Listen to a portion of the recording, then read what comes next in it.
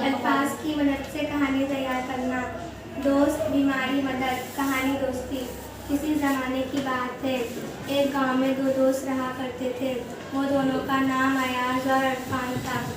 दोनों बचपन के दोस्त थे। वो हमेशा खेलते और साथ पढ़ाई करते। उन्हें हमेशा की तरह सबकी मदद करना अच्छा लगता था। एक दिन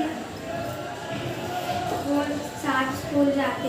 एक दिन ऐसा हुआ कि आज अयाज का दोस्त इरफान स्कूल नहीं आया।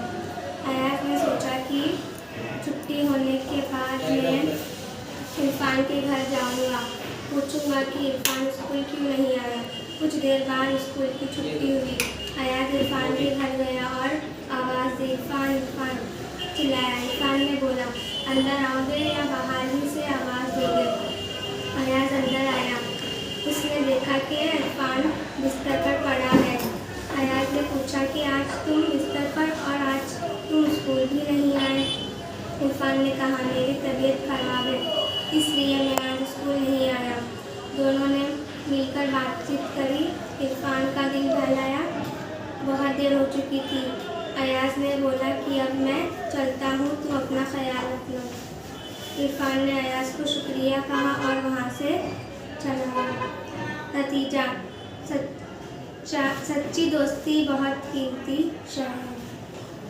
अल्फाज की मदद से कहानी तैयार करना। अल्फाज, हाथी, बच्चे, गांव। बहुत पहले की बात है, किसी गांव में बच्चे मैदान में खेल रहे थे। कहीं से एक हाथी आ गया। वो सभी बच्चे इस हाथी के पास खेलने के लिए चले गए और उन्हें बहुत मज़ा आया। फिर उन्होंने बहुत मस्ती की। शाम हो चुकी थी।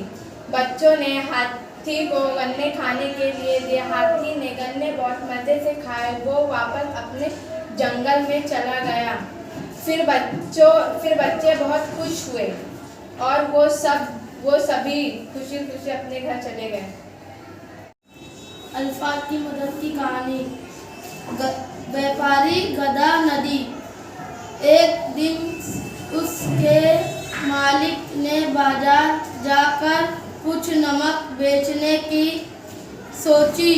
वहाँ अपने गधे की पीठ पर नमक का एक बोरा रखा। बाजार की ओर चल पड़ा। जैसे ही वो दोनों रास्ते में नदी को पार करने लगे कि अचानक गधे का पैर फिसल गया और वहाँ नदी में गिर पड़ा। गधे को चोट तो नहीं लगी, पर खट्टे होने पर उससे ऐसा लगा कि उसकी पीठ पर रखे नमक के बोरे का वजन कम हो गया। की मदद से कहानी। अल्फाज, बुलबुल, जुगनू और जंगल। कहानी, हमदर्दी। एक जंगल में बुलबुल और जुगनू दो दोस्त रहते थे। वो दोनों सबकी मदद करते थे और उन्हें मदद करना अच्छा लगता था।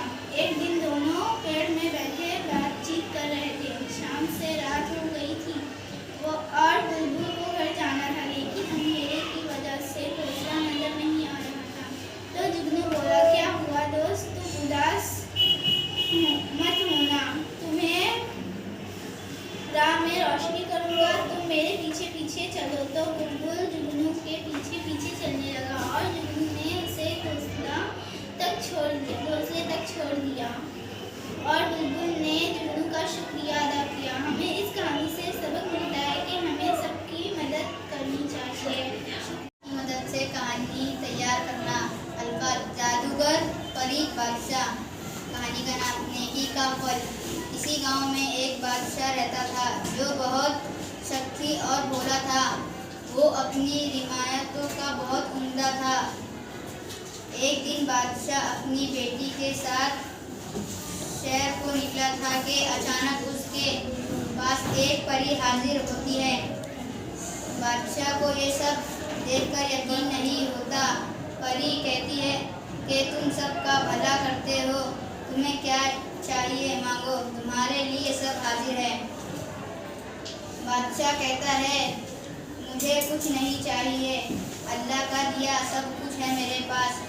परी कहती है जब भी तुम मुसीबत में पड़ जाओ मुझे याद करना, मैं हाजिर हो जाऊंगी। एक दिन बादशाह किसी बात को लेकर परेशान हो जाता है और बहुत दूर एक जंगल में चला जाता है।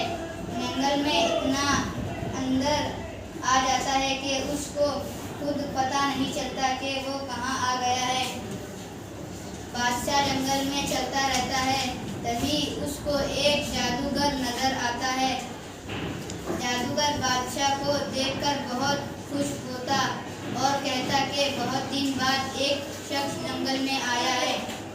बादशाह बहुत डर जाता है और कहता है मुझे छोड़ दो और उसके सामने बैठ जाता है।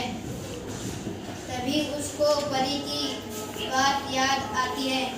जैसे वो परी को याद करता, परी हाजिर हो जाती और बादशाह से कहती घबराओ मत,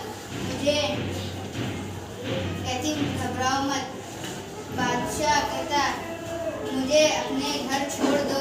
परी उस जादूगर को भगाती और बादशाह को अपने घर छोड़ देती।